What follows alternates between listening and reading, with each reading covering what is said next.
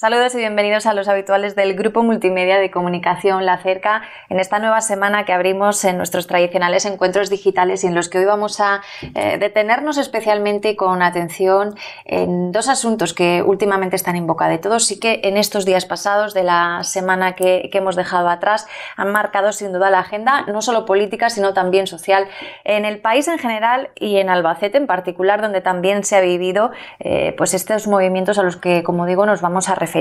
Primero, tema de pensiones que están haciendo que la gente salga a la calle reivindicando lo que consideran deben ser unas pensiones dignas y equilibradas, justas y sostenibles. Segundo, ese otro tema de la prisión permanente revisable que también se viene colando de manera fundamental en las distintas agendas políticas y que también llegaba al Congreso de los Diputados el pasado jueves. De ambas cosas vamos a hablar porque, como digo, han tenido su eco tanto en el hemiciclo como fuera de él, en las calles de nuestro país y también en la ciudad de Albacete, y qué mejor que conversar de todo ello con quien está ahí en ese Congreso de los Diputados representando también a Albacete por parte del Partido Popular, que no es otro que don Francisco Molinero. Buen día, ¿qué tal está? Hola, buenos días. Pues bien, hoy muy bien. Hoy lunes tranquilo, un poquito de momento, más relajado, ¿no? Sí. Don Francisco, como decíamos, estamos hablando mucho de cuestiones que de alguna manera están sacando a la calle a la gente a reivindicarse de una u otra forma.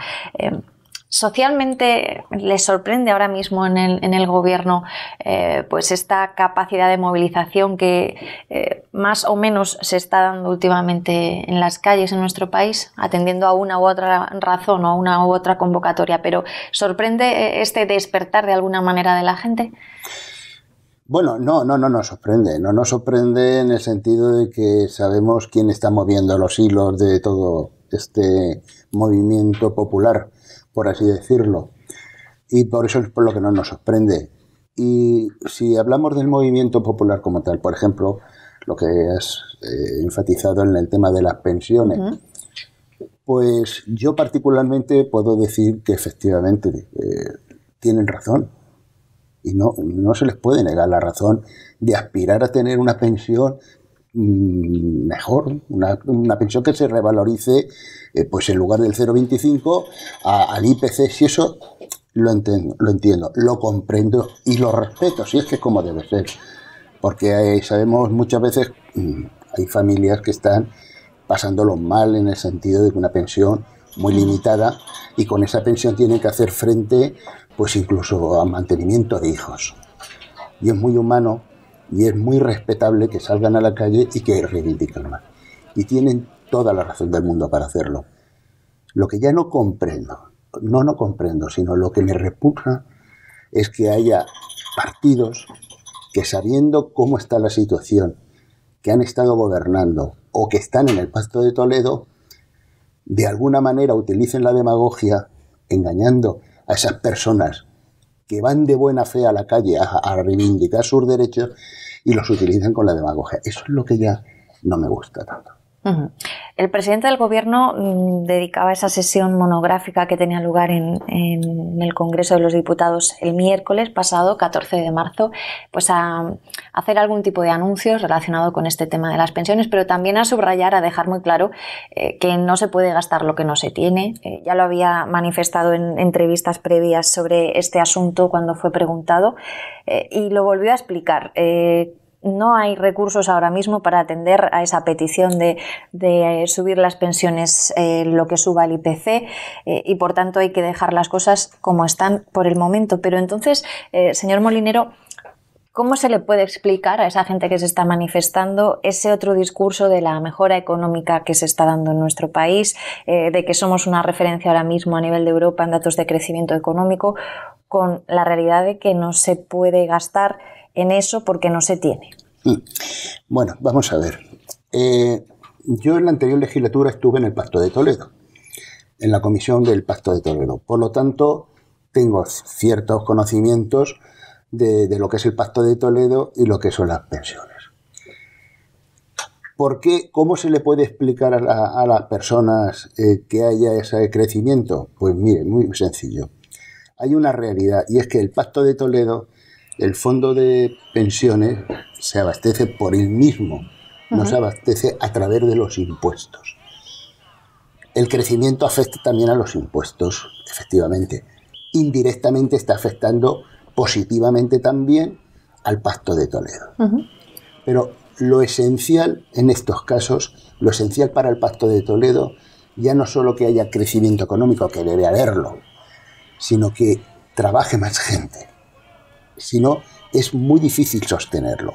Se puede buscar otro sistema y llegar y decir, bueno, vamos a ver, vamos a complementar lo que falte del Pacto de Toledo, del Fondo de Pensiones, vamos a complementarlo con impuestos.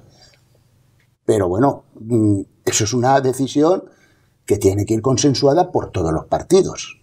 Es decir, si queremos solucionar el problema de las pensiones, la sostenibilidad, no hay ningún problema ahora mismo, presente, yo mandaría el mensaje de que estén tranquilos todos los pensionistas actualmente, que no hay ningún problema. Pero claro, el fondo de pensiones se basa fundamentalmente en el principio de solidaridad. Es decir, los pensionistas que están cobrando ahora las pensiones porque antes hubo otras personas que han estado cotizando por ellos y que ahora mismo están cotizando por ellos para poder percibir esa pensión. Luego tenemos que buscar la fórmula para que los futuros que ahora mismo están cotizando reciban su pensión. Por lo tanto, necesitamos un pacto de todos los partidos. Y segundo, para la sostenibilidad del sistema, tienen que idearse qué es lo que se quiere. ¿Queremos que se pague la mejor a través de impuestos o queremos que haya seguros privados como hay en otros países? Sí, es muy sencillo. Bueno, sencillo. Es decir, lo fundamental es que haya un pacto. Lo que no se puede ir decir una cosa, salir públicamente diciendo vamos a subir las pensiones, el IPC, cuando resulta que no han hecho ninguna propuesta, ni el PSOE, ni Podemos, ni nada en Pacto de Toledo. No hay ninguna, excepto las que sabemos, excepto las que ya sabemos. Mire, hay un detalle. Francia e Italia tienen el IPC para las pensiones. Francia lo tiene congelado 1 año o 2 años, creo. Italia lo tiene congelado 4 años, las pensiones. Es decir, ¿queremos ese sistema? Bueno, ¿de dónde vamos a ver dónde sacamos el dinero? Ese es el tema. Pero ¿usted ahora mismo vería voluntad política por parte de todos de cuando se reúna ese Pacto de Toledo? Porque se va a reunir, se logró que la oposición plantease sobre la mesa que el Pacto de Toledo incluso sopesase esa petición que ellos hacen de que las pensiones todas suban acorde a la subida del IPC.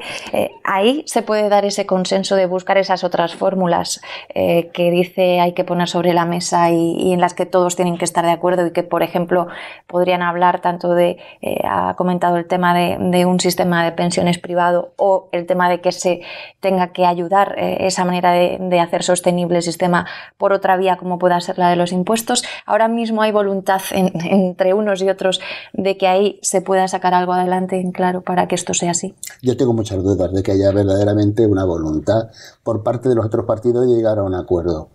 Fundamentalmente porque yo pienso en algunas ocasiones que no quieren que el Partido Popular llegue a ningún acuerdo, por mucho que beneficie a la sociedad. Es que, como lo estoy viviendo en otras comisiones, tengo mis dudas. A lo mejor estoy equivocado y efectivamente se sientan en la mesa y llegamos a un acuerdo. También quiero puntualizar una cosa. Cuando yo hablo de seguros privados, no significa que el futuro pensionista tenga que ahorrar para cubrir toda esa pensión, sino hay en otros países en donde hay un seguro privado complementario a la seguridad social, en donde también la empresa contribuye a ese fondo mediante salario del trabajador.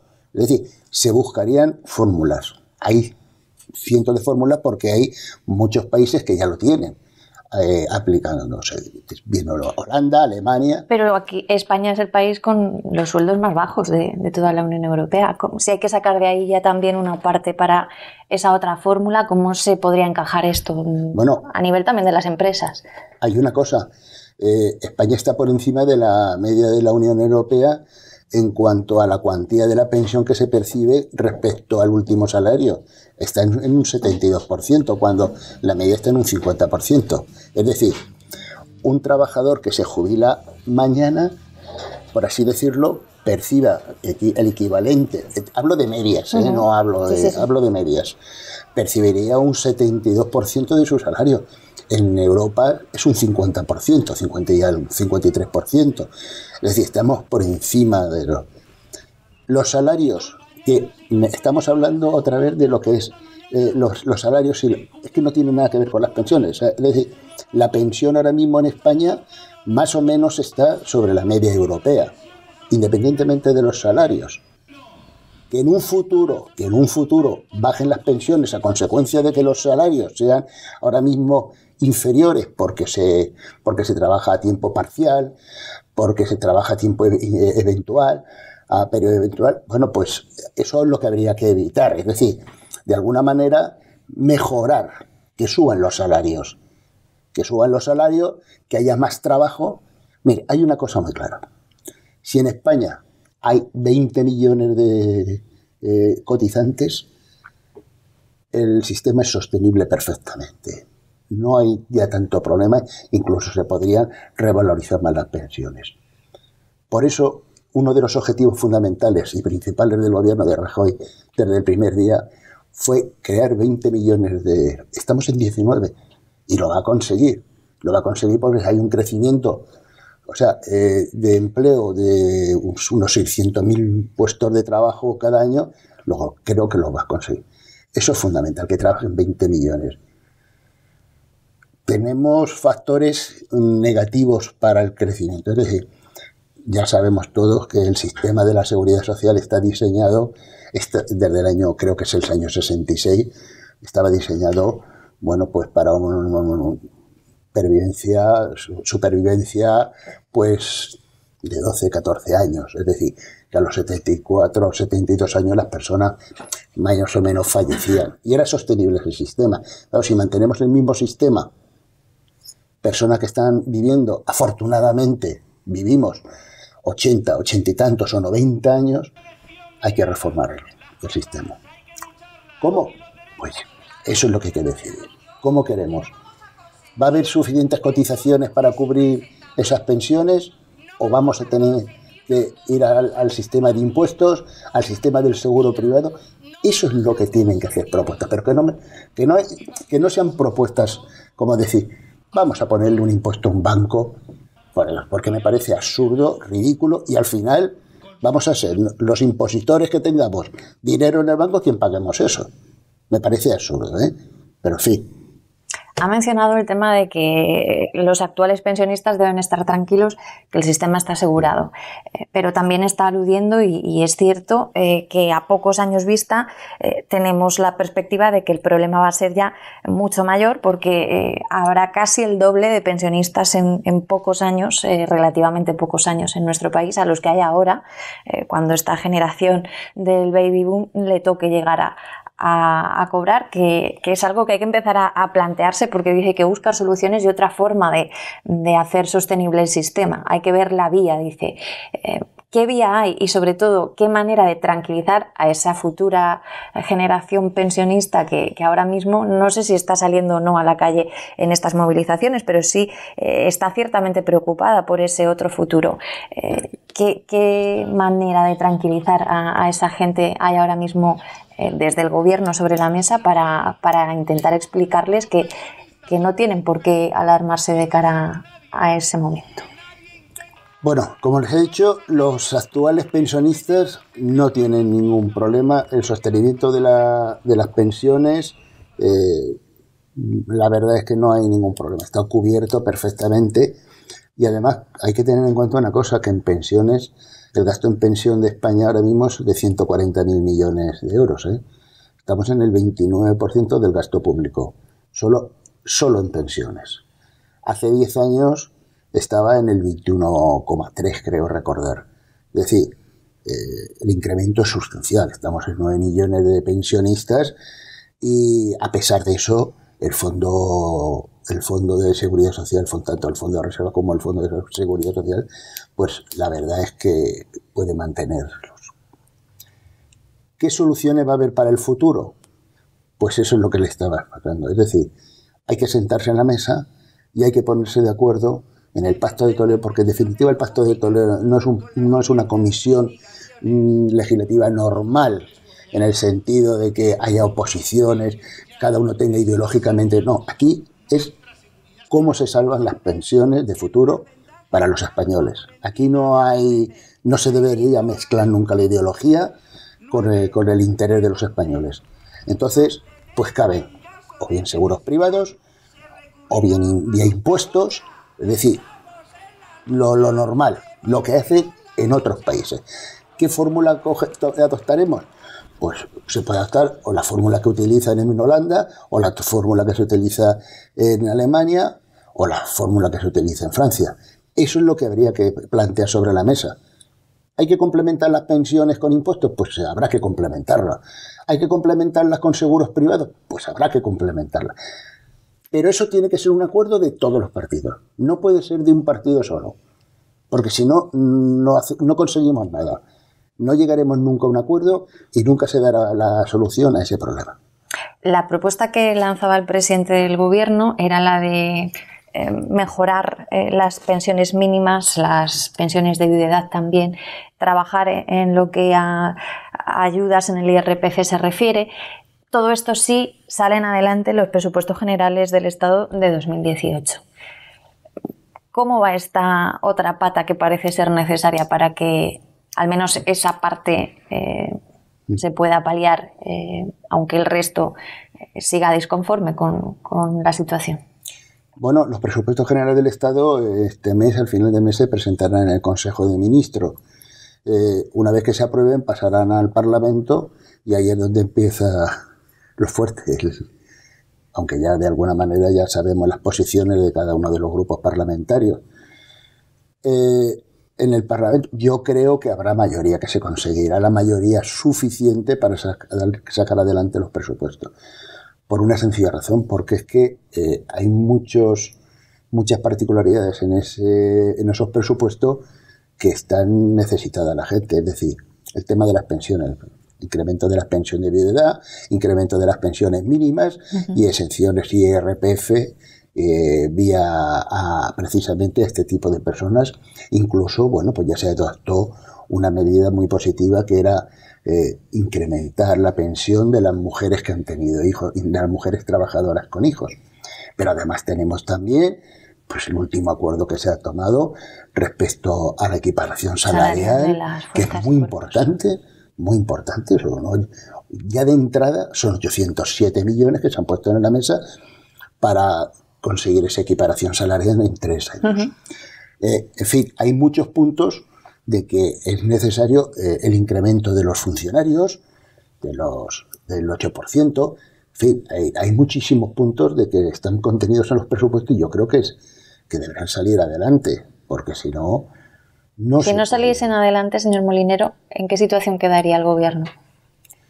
Bueno, pues el Gobierno se puede forzar en mucho, pero si el no votar, por ejemplo, que el Partido Nacionalista Vasco no vote al partido del Gobierno por el hecho de la situación de Cataluña, pues dígame usted, es que ya no estamos hablando de un tema económico, que ellos están de acuerdo con el planteamiento económico porque se van a beneficiar también económicamente, pero sería una sinrazón, y contra la sinrazón no se puede hacer nada, que es lo que estamos viendo muchas veces en el Congreso cuando estamos pactando y cuando llega la firma no se firma.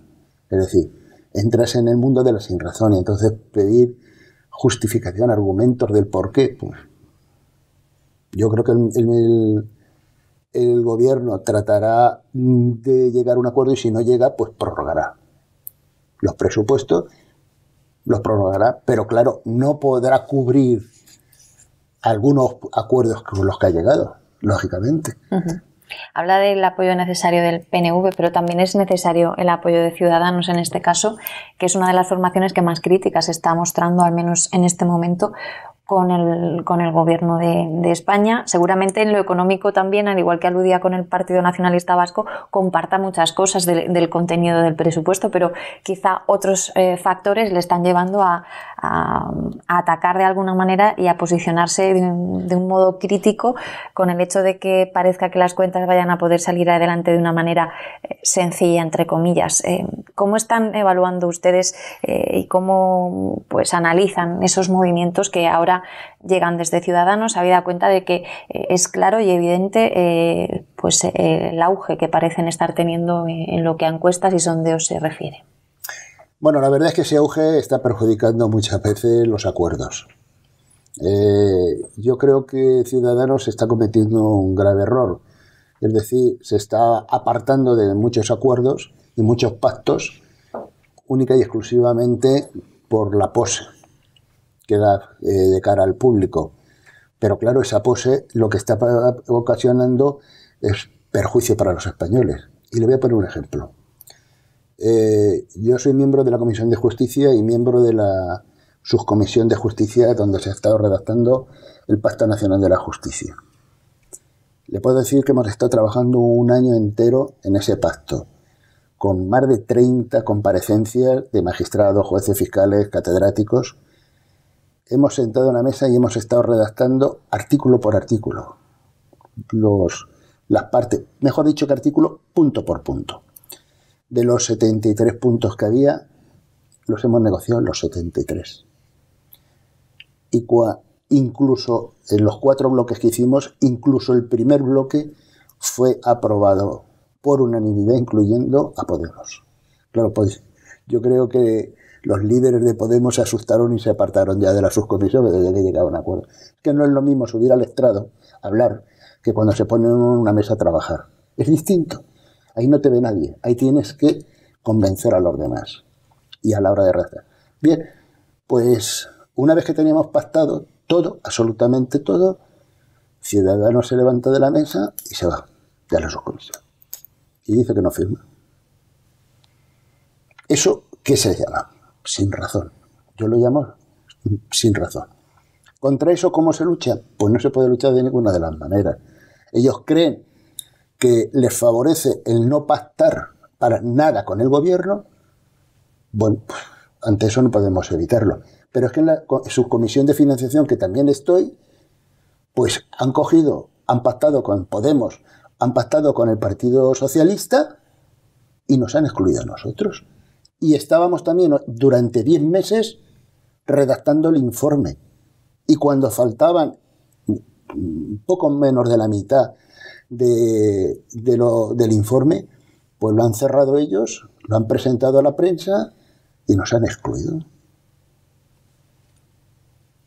Esa es la situación. La realidad es que esta legislatura estaba llamada a ser la del diálogo, al menos eso se decía una vez que se consiguió que saliese adelante y comenzase a caminar. Estaba llamada a ser la del diálogo, la del consenso, pero acaba de mencionar ese asunto, el del pacto de justicia.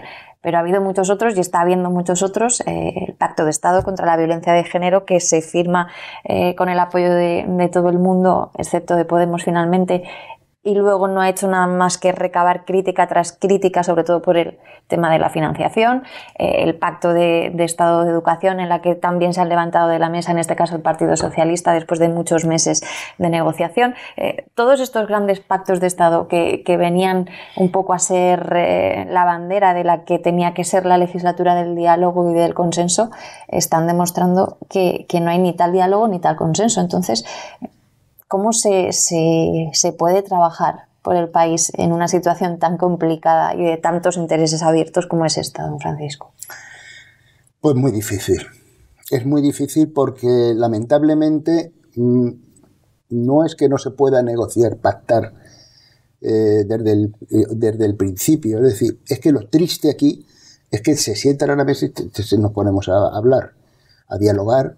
Ellos presentan sus enmiendas, se debaten, se aceptan, nosotros las nuestras se debaten, se aceptan o se rechazan, y al final llegamos a un texto definitivo. El problema es que ese texto definitivo, que ha costado un año o 10 meses, al final dicen de no firmarlo. ¿Pero por qué? porque no estoy de acuerdo en esta cosa en particular. Bueno, pues ahí se puede presentar un voto particular y salvar sobre ese punto. Y dicen que no, y no lo firman. Y se van, y punto. Y se van aún diciendo, como dijo Ciudadanos, que se salía de la subcomisión porque el Partido Socialista y el Partido Popular no querían despolitizar la justicia cuando nosotros le habíamos aceptado su propuesta. O sea, esa es la realidad de lo que está pasando en el Congreso. Esa es la auténtica realidad. Claro, frente a eso es que no, si se te levantan de la mesa y ya no van allí, no puedes hacer absolutamente nada. En el pacto de educación, pues idem. O sea, sacan el tema de la financiación para ocultar la verdadera intención, que no quieren firmarlo. Bueno, pues si no quieren firmarlo, ¿para qué se ha perdido tanto tiempo? ¿Para qué se ha perdido un año y pico? Porque el dinero, en definitiva, es el dinero de los españoles. Es que me parece una barbaridad. Estamos allí perdiendo el tiempo y el dinero de los españoles. Esa es la auténtica realidad de lo que está pasando al no querer pactar al final. El desde el principio dice, yo no voy a pactar absolutamente nada con el Partido Popular. No perdemos el tiempo. Tendremos que buscar otros cauces, otros caminos para llegar a entendimientos con ellos. Pero lo que es reprochable es precisamente que estés trabajando un año y luego te digan que no firmes. Ese es el problema. Ayer podíamos escuchar al secretario general del Partido Socialista proponer que mientras se llega o no se llega a un acuerdo con el tema de las pensiones, él propone que los miembros del gobierno, los diputados, los senadores, también perciban una subida salarial del 0,25 como los pensionistas. ¿Usted cómo vería la medida? Eso es una auténtica demagogia. Eso es una demagogia especial. Pero bueno, pues si la plantean, pues muy bien. La veo correcta. Pero deberá haber, esa es la solución. Eso es el problema. Cuando se mezcla la realidad con la demagogia. Y yo voy a decir una cosa.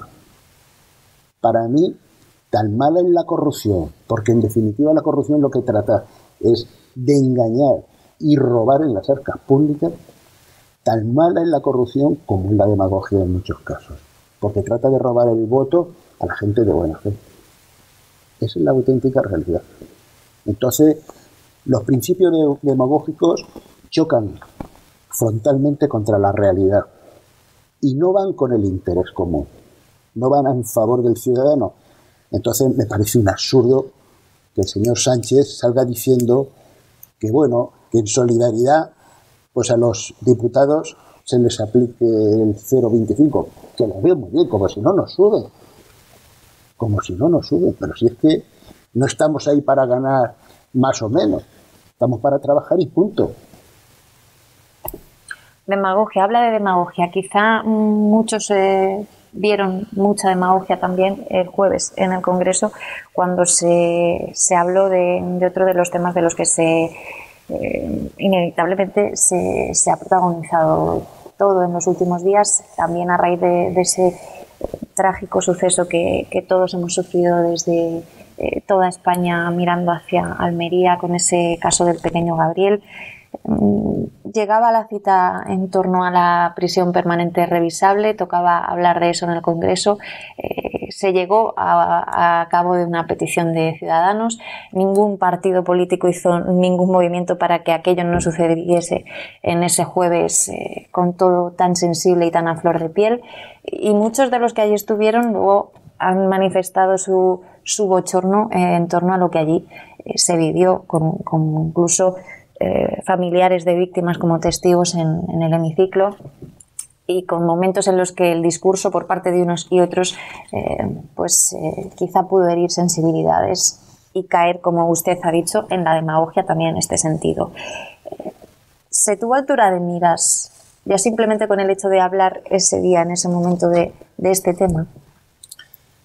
Bueno, tienes razón en una cosa, fue bochornoso. Fue bochornoso.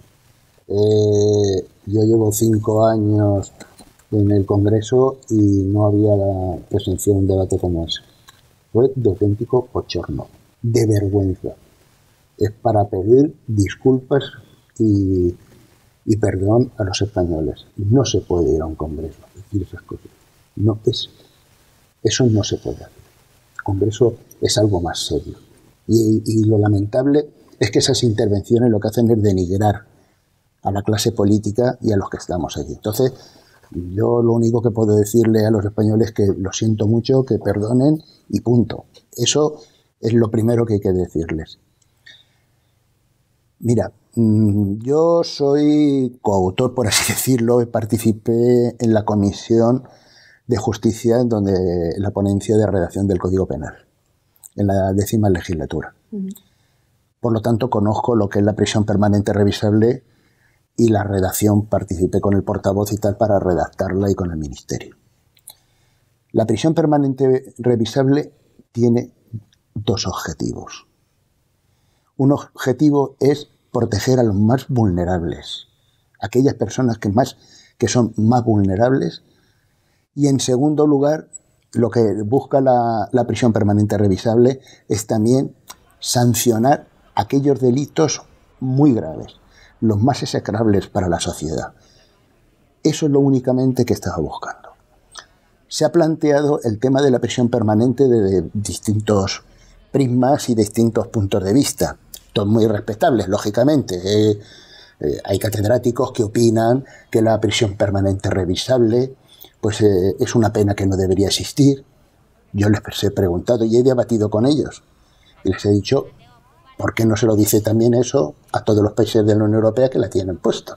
Francia, Italia, Holanda, Alemania, todos tienen esa pena, excepto Portugal y Grecia, creo que son, los demás todos lo tienen. Entonces, no hablemos de que es una pena inhumana, que es lo que el calificativo que vienen utilizando, es que es una pena inhumana. No es una pena inhumana. Lo primero, porque va amparada por el Tribunal Europeo de Derechos Humanos. El segundo, porque va amparada por el Consejo General, el Consejo de Estado, Consejo General de Poder Judicial y Consejo Fiscal. No es humana. Y además está en todos los demás países. Entonces, llegan al extremo de decir, bueno, pero vamos a ver, es que resulta que el reo tiene el derecho a la libertad una vez que ha cumplido la pena. Y yo digo, muy bien, tiene todo su derecho a la libertad, pero la sociedad tiene el derecho a protegerse.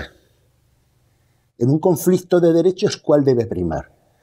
¿El del reo a estar libre aunque no se haya rehabilitado y reinsertado? Que no quiera. Es que no pueda, es que no quiere reinsertarse, no quiere rehabilitarse, porque la pena va dirigida a ellos. No quiere. O la sociedad que tiene que protegerse precisamente de este tipo de personas que en cuanto vuelva a salir, vuelve a hacerlo otra vez la conducta. Dice, bueno, sí, el derecho a la reincidencia. ¿Vale? Pero vamos a protegernos un poquito, porque es que si no, además es que está vulnerándose uno de los principios fundamentales del ordenamiento jurídico criminal español. Es decir, se basa fundamentalmente en la rehabilitación y la reinserción social. Si el individuo, si el reo no se rehabilita y no se quiere reinsertar, se está infringiendo los principios fundamentales del ordenamiento criminal. Es decir, es como el ordenamiento, que es completamente distinto, el ordenamiento de Estados Unidos. Allí es cumplimiento de la pena. Te ponen una pena, la cumples y a la calle. Allí no hay rehabilitación ni reinserción. Allí no piensa si el reo se rehabilita o se reinserta. Cumple su pena y se va a la calle. Y si le meten la perpetua se queda para toda la vida. Otra cosa que aquí en España no es cadena perpetua, por muchos calificativos que le quieran poner. No es perpetua porque cabe la revisión. Podremos discutir, podremos mejorarla. Es decir, podemos mejorarla y llegar a un acuerdo en el sentido de decir, vamos a ver, si la revisión de la pena la tenemos a los 20 o 25 años, vamos a bajarla. Porque ese es el planteamiento que una vez les puse a un catedrático, un prestigioso catedrático de Derecho Penal, porque era opositor completamente a la pena de prisión. Digo, mire, yo pienso de que usted es opositor no a la pena en sí, porque es revisable. Usted estaría en desacuerdo con la revisión, los plazos de revisión, que en lugar de 25 o 20 años, hacerlo a los 15 años. También lo que nos diferencia de esos otros países. Claro, es lo único. Pero la pena no. La pena no, porque en definitiva lo que busca es, vamos a ver si tú te has rehabilitado y te has reinsertado, para que cuando salgas no vuelvas a hacer daño a la sociedad. O por lo menos que presumamos que no vas a hacer daño. Pero oye, tenemos ejemplos de violadores que han salido y han vuelto a hacerlo y han vuelto a matar. Es que es absurdo. Es que... También, señor Molinero, usted que además es un jurista de toda la vida, hay mucha gente que no entiende, aunque haya personas que no tengan que cumplir esa pena perpetua revisable, pero ¿por qué están en prisión, tienen una determinada condena de tantos años y luego no se cumple ni siquiera la mitad de ese tiempo y salen a la calle? Porque eso es quizá lo que luego va haciendo mella y va mostrándonos casos en los que hay personas que han salido mucho antes de lo que les correspondía sobre el papel en esa sentencia y que se ha visto que han podido caer de nuevo en la delincuencia y hacer mucho daño. Entonces, ¿por qué eso pasa también? Porque se les conceden determinados derechos y que... Los beneficios penitenciarios. Me estás planteando el tema de los beneficios penitenciarios. Bueno, el tema de los beneficios penitenciarios es que están contemplados en la propia Constitución. Es decir, hay que reinsertarse, rehabilitarse y entonces pues están ahí. Quiero hacer una puntualización ahora. El tema de la prisión, el tema el debate que tuvimos el otro día, lo que se debatía eran unas enmiendas a la totalidad que había presentado el Partido Popular y Ciudadanos, de distinta manera. Es decir, nosotros lo que tratamos es de ampliar el ámbito objetivo de la ley, es decir, meter más supuestos. Por ejemplo, pues aquel que asesina y aún encima esconde el cadáver, con lo cual crea un daño terrible a la familia. O aquellos que utilizan el fuego o energía nuclear para causar daños grandes a la sociedad y matar a muchas personas. Bueno, en esos supuestos. Ciudadanos, la enmienda de Ciudadanos iba por otros derroteros. Iba precisamente por endurecer el tema de lo que me acabas de preguntar, de los beneficios penitenciarios. Nosotros, a pesar de que votamos a favor, tenemos muchas dudas razonables sobre la constitucionalidad de esa iniciativa. Pero a lo que voy es una cosa, y quiero que lo sepa todo el mundo. Ese debate se produce por culpa de Ciudadanos. Y voy a explicarte el porqué. Porque Ciudadanos fue quien en la mesa grande, en la mesa de portavoces, se abstuvo en una de las votaciones cuando el PNV quería sacar esa ley, debatir esa iniciativa legislativa, ¿no? Y ellos fueron los que con su voto permitieron que se debatieran estas enmiendas para evitar que se debatiera el otro. Pero bueno, también es verdad que vamos a tranquilizar a la sociedad y decirles que hay mecanismos para, de alguna manera... Hay mecanismo, hay mucho tiempo, porque esto ha sido una cita más, pero el camino es largo. Está además recurrido al Constitucional, que deberá pronunciarse. No sé si hay plazo aproximado de saber cuál sería la postura. Lleva 3 años, no, la verdad es que el Partido Socialista se podía haber esperado. ¿Cree que habrá más cambios de posición con un tema tan sensible como este? Ya lo ha hecho Ciudadanos, que ha cambiado de idea y además drásticamente, tanto en el fondo como en la forma de referirse al asunto. ¿Cree que puede haber otras formaciones que reflexionen durante todo este tiempo de andadura que queda por delante a nivel parlamentario? La prisión permanente es una conquista social. La prisión permanente, digo que es una conquista social porque va apoyada por el 80% de la población. Si realmente se le quiere escuchar al ciudadano, si quiere, tanto que dicen de escuchar la voz del pueblo, pues que la escuchen. El pueblo está diciendo que quiere la prisión permanente revisable. Eso es lo que está pidiendo. Yo creo que sí que va a haber cambio de criterio. Y si no hay cambio de criterio, sí que va a haber cambio de metodología para evitar que se vuelva a debatir la proposición de ley del PNV. Es decir, empezaremos ahora con las enmiendas al articulado y esas enmiendas al articulado las podemos prorrogar indefinidamente. vamos a ser claros, siempre con el acuerdo de los grupos parlamentarios. Yo creo que el Partido Socialista ahí apoyará para que se vayan prorrogando, como aquel que dice, y desaparezca la posibilidad de que se debata la derogación de la ley. Claro, si escuchamos a Pedro Sánchez, la verdad es que nos preocupa. Que nos preocupa porque dice que sigue con lo mismo, sigue que esa prisión debe ser derogada. Pero en fin, veremos a ver cómo cambia el tema. Hay trayecto por delante que caminar en esta cuestión, en todas las que hemos hablado, en la de las pensiones, en los presupuestos. Ojalá todo vaya llegando a buen puerto y de alguna manera pues se logren esos acuerdos que entre todos cambien la forma de hacer las cosas, pero sobre todo encuentren soluciones para la gente que, como decíamos al comienzo, pues está mostrando en la calle su desacuerdo con algunas de estas cuestiones.